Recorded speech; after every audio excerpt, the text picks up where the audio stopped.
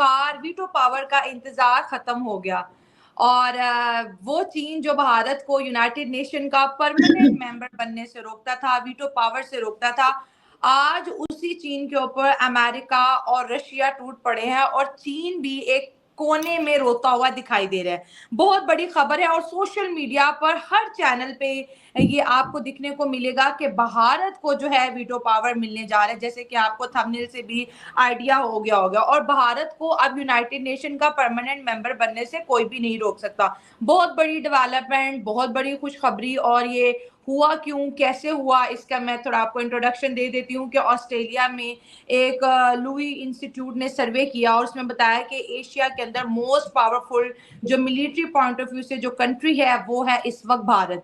तो भारत ने ये पॉइंट उठाया कि अगर हम तीसरे नंबर पर दुनिया में मोस्ट पावरफुल हैं तो ये इस पावर का क्या फायदा, ना तो हम यूनाइटेड नेशन के परमानेंट मेंबर है और ना ही हमारे पास वीटो पावर है। अब जो है यूनाइटेड नेशन सर जोड़ के बैठ गई है, हो सकता है कि विद इन द मंथ, हो सकता है कि नेक्स्ट मंथ, लेकिन ये बहुत जल्द होने वाला है। भारत यूनाइटेड नेशन का परमानेंट मेंबर बनने वाला है। समझ नहीं आ रही पाकिस्तान का जो डेलीगेशन इस वक्त यूएन में गया हुआ है उसकी प्रायोरिटीज क्या हैं, वो क्या बातें कर रहा है वहां उस डेलीगेशन में कि भारत जो है वो ब्राजील और साउथ अफ्रीका के साथ मिलके, ठीक है जी, वो जैसे कहेंगे ना, एक नया ग्रुपिंग उन्होंने बना दी और सीधा उन्होंने पाकिस्तान को टारगेट किया वहां पर। और पाकिस्तान जो है वो हमारे वजीर आजम के बारे में सुनने में यही आ रहा है और बाकी मिनिस्टर्स के बारे में सुनने में यही आ रहा है, सेल्फियों पे ज्यादा फोकस है और सब्सटेंस पे कम फोकस है। दोस्त के मुंह में चंदन और दुश्मन के मुंह में भर भर के काले भारत ने फिर से खुद को पहचान विश्व गुरु की दे दी। अच्छा, दे दिया है। और जिस हिसाब से अमेरिका रूस ने भारत को वीटो मिलने के लिए जो एक फ्रेंडली, एक फेमिलियर जो सपोर्ट किया है, उससे कहीं ना कहीं लोगों के दिमाग में अब ये तो एंटर कर चुका है कि भाई अमेरिका भारत के खिलाफ तो नहीं जा सकता। हाँ, एग्जैक्टली। किसी भी, अदरवाइज इतनी बड़ी पावर हमारे देश को मिल रही है और सपोर्ट कौन कर रहा है भाई? अमेरिका कर रहा है। तो जो लोग जैसे चाइना, जैसे पाकिस्तान एक र्यूमर स्प्रेड करने की कोशिश में लगे हुए थे, जैसे हमारे भारत के कुछ मुसलमान भी, कुछ मुस्लिम ऑर्गेनाइजेशन भी एक र्यूमर स्प्रेड करने की कोशिश में लगे हुए थे कि अमेरिका जो है वो धीरे धीरे अब भारत से जो है ना दुश्मनी करने की कोशिश कर रहा है। अच्छा, ये स्प्रेड और ज्यादा तब हुआ था जब अजित डोभाल जी के लिए एक सम्मन आया था, तब वो स्प्रेड हो गया था। लेकिन मुझे देखो शैला, मुझे ऐसा लगता है कि सम्मन मुझे भी आया, मैं कोर्ट भी गई, लेकिन मुझे बेल मिला ना, बिकॉज आई वाज राइट, मैं सही थी, तो मुझे 2 घंटे में बेल मिला। So the same thing is कि अजित डोभाल जी का कहीं पर किसी ने कुछ बोला, अमेरिका ने उनको सम्मन दिया और अजित डोभाल जी ने अपने बारे में और जो उनसे पूछा गया वो उन्होंने सबमिट किया। Everything is crystal and clear and everything is fine, that's it. हमारे देश में law always take its own course. हम कभी भी कानून के बीच में या कानून को सहारा बना करके या रिलीजन को सहारा बना करके हम जैसे लोग या भारतीय जनता पार्टी के लोग कभी भी किसी से पर्सनल ग्रजेस नहीं निकालते हैं और निकाल भी नहीं सकते हैं, क्योंकि हमें जो शिक्षा दी गई है वो बहुत ही महत्वपूर्ण और बहुत खूबसूरत शिक्षा दी गई है। अब आता है, ऐसा क्या हो गया कि आपके आका चाइना रो पड़े? जो बहुत बुरा लगा। यूएन और यूएनएससी जब वीटो पावर देने के लिए अग्री कर गया, साइन जो है सिग्नेचर्स काफी सारे हो गए, 3 मिनट की स्पीच मोदी जी की, वो इतनी वार्मथ, इतनी चार्म, इतनी ब्राइट स्पीच थी कि पूरी दुनिया वो डायस्पोरा पे, जियोपॉलिटिक्स के डायस्पोरा पे जो 3 मिनट की स्पीच जो मोदी जी ने दिया है, वो मतलब I don't have words to explain कि पूरी दुनिया सत्ते में चली गई। ये भाई, ये आदमी किस तरह से क्रिस्टल क्लियर बात करता है, और ये व्यक्ति भारत देश का ये व्यक्ति 10.5 साल में भारत देश को कहां से कहां पहुंचा दिया है। आप सोचो कि यूएनएससी जो है 1945 में एस्टैब्लिश हुआ था और 1946 से लेकर के 2022 तक भारत देश में जितनी भी प्रधानमंत्री रहे और जितने भी आए और गए, सबने कोशिश की कि वीटो पावर हमें मिले, हमारे देश को वीटो पावर मिले, लेकिन कुछ नहीं हो पाया। लेकिन 10.5 साल में भारत आदरणीय प्रधानमंत्री मोदी जी ने इतना खूबसूरत, इतना चार्मफुल और सारी चीजों को इतना बैलेंस लेकर के चले और इकोनॉमिकली अपने आप को जो 3rd पोजीशन पर उन्होंने पहुंचाया कि भाई यूएन भी मजबूर हो गया कि भाई इनको तो देना बनता है वीटो पावर। तो मुझे ऐसा लगता है कि एक ऐसा सपना इस देश का पूरा हुआ है जो आजादी के दिन से देखा जा रहा था कि भारत भी वीटो पावर का हकदार बने, और वो सपना आदरणीय प्रधानमंत्री जी ने हमारा पूरा किया है। अपने आप को बहुत ही प्राउड इंडियन मुस्लिम में मानती हूँ। अच्छा, Bharat is having strong make in India power, सबको पता है। एक वक्त था कि जब कांग्रेस 53-54 साल यहाँ पर शासन करती थी तो हमें छोटी से छोटी चीजें भी, टेक्निकल चीजें या डिजिटल चीजें हमें बाहर देश से मंगवाना पड़ता था और हम ढूंढते थे, अरे ये वाला बाहर विदेश का ये ब्रांड कहाँ है, कौन से मॉल में है। अब एक सिचुएशन आया है कि जब आप शैला बाहर विदेश जाइएगा तो आपको शॉपिंग मॉल में सारी चीजें मेक इन इंडिया की भी लेआउट में मिलेंगी, तो Bharat is having strong make in India power, Bharat is having strong defence power, Bharat is having strong military power.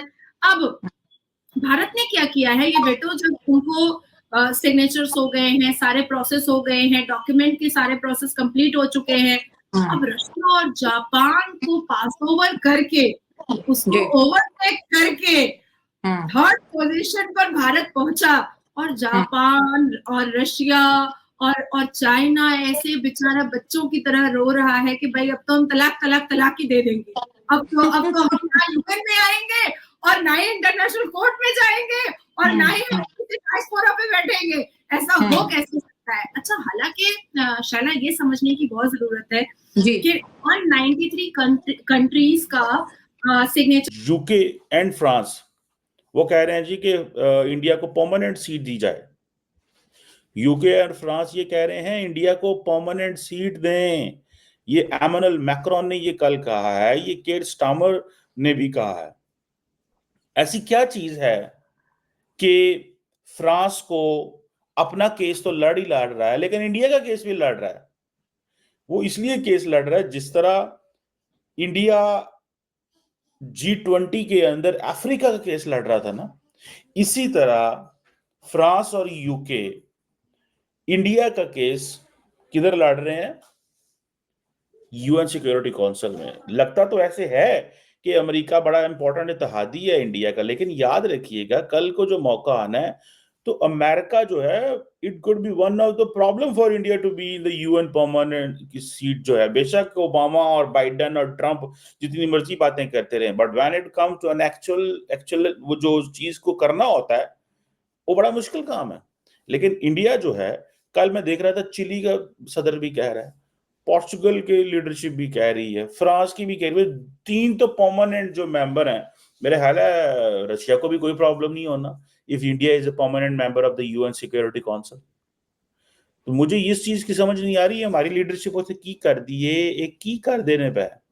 मैं India diplomatic influence is growing like never before. अगर एशिया पावर इंडेक्स 2024 को अगर हम पढ़ते हैं, जो भारत नहीं निकालता है भैया, मैं पहले क्लियर कर देती हूँ, जो ये वर्ल्ड इंडेक्स है, इसमें यूएस सबसे पहले आ रहा है, उसके बाद चाइना आ रहा है, उसके बाद इंडिया आ जा रहा है, उसके बाद इंडिया आ जा रहा है, उसके बाद जापान आ रहा है, उसके बाद ऑस्ट्रेलिया आ रहा है, उसके बाद रशिया आ रहा है। तो जो डिफेंस, मिलिट्री और पावर और मेक इन इंडिया का पावर था, वही एक्चुअली में हमारे आदरणीय प्रधानमंत्री को पूरी दुनिया में विश्व गुरु बना चुका है।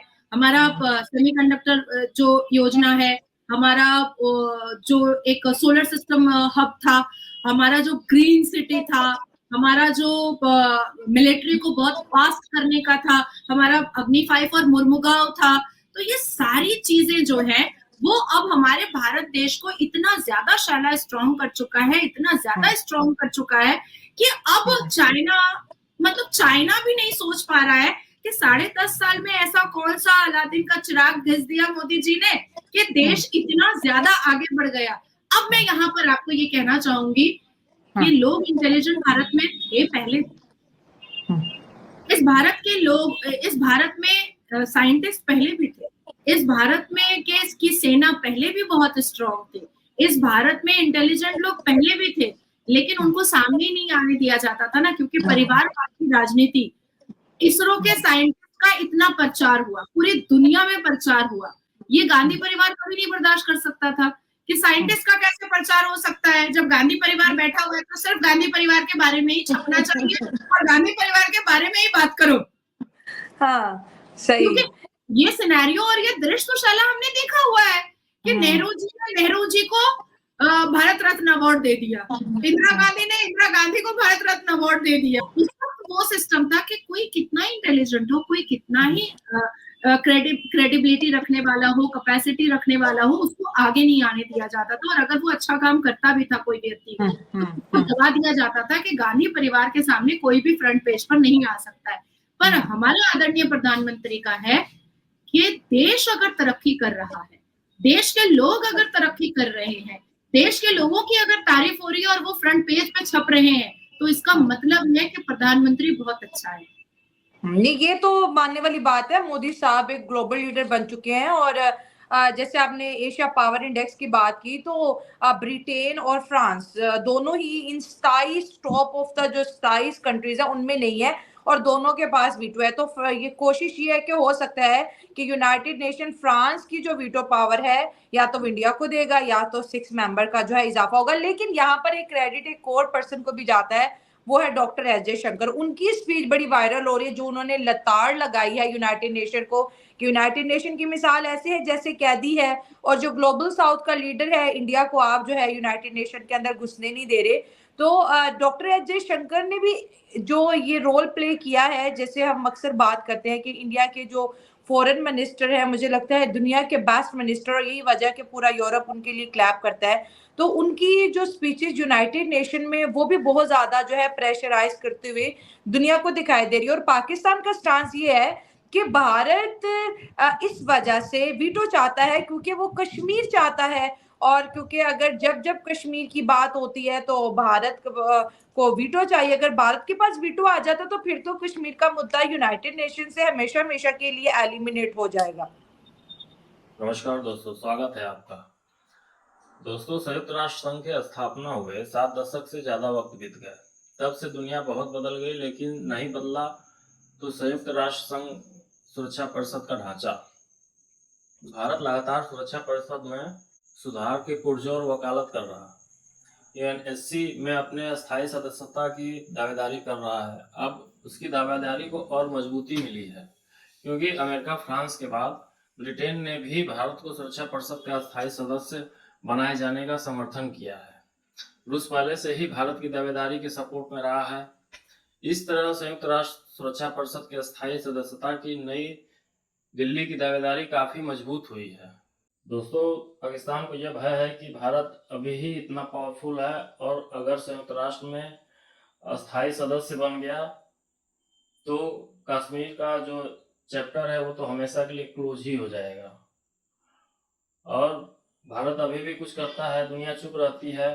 अगर भारत ने पीओके पे हमला कर दिया तो पीओके बचेगा कैसे? पाकिस्तान को सबसे ज्यादा डर पीओके के छीने जाने का है। आपका क्या ख्याल है दोस्तों? जय हिंद।